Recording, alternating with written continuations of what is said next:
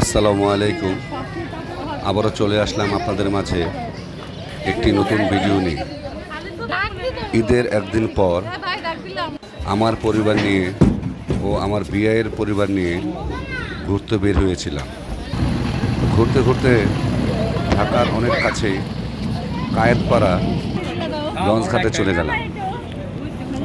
ওইখানে গিয়ে দেখি অনেক সুন্দর একটা নদী, যার নাম বালু নদী। ওইখানে নৌকাও আছে, ট্রলারও আছে। তারপর আর কি, একটা ট্রলার ভাড়া করে নিলাম। ট্রলার ভাড়াটা একটু বেশি নিয়েছে, ঈদের সময় তো সেজন্য হয়তো বেশি নিয়েছে। এমনি নর্মালি 1 ঘন্টা 400-500 টাকায় হয়ে যায়। এই দিন নিয়েছিল 900 টাকা। টাকার কোনো জন্য তো আর ঘোরা বন্ধ থাকে না। সবাই ট্রলারে উঠে পড়লাম মাঝির সাথে কন্ট্যাক্ট করে। তো অনেকে ভয়ে ভয়ে উঠতেছিল, কারণ আমাদের মধ্যে অনেকে সাঁতার জানে না, সেই ভয়ে উঠতেছিল।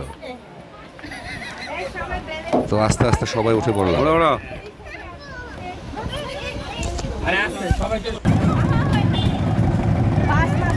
উঠে যায় যে যার মতো বসে পড়ল আর রওনা দিয়ে দিলাম ঘোরার জন্য।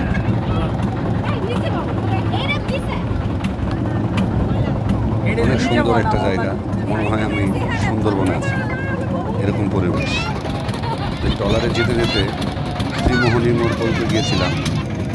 তো ত্রিমোহনী থেকে আবার ব্যাক করে কায়েতপাড়া লঞ্চ ঘাটে ফিরে আসলাম। যাই হোক, কথা না বাড়াই, আপনারা দেখতে থাকেন কত সুন্দর একটা পরিবেশ আমাদের ঢাকার অনেক কাছে কায়েতপাড়া। ভিডিও সবাই ভালো থাকবেন, সুস্থ থাকবেন। আসসালামু আলাইকুম।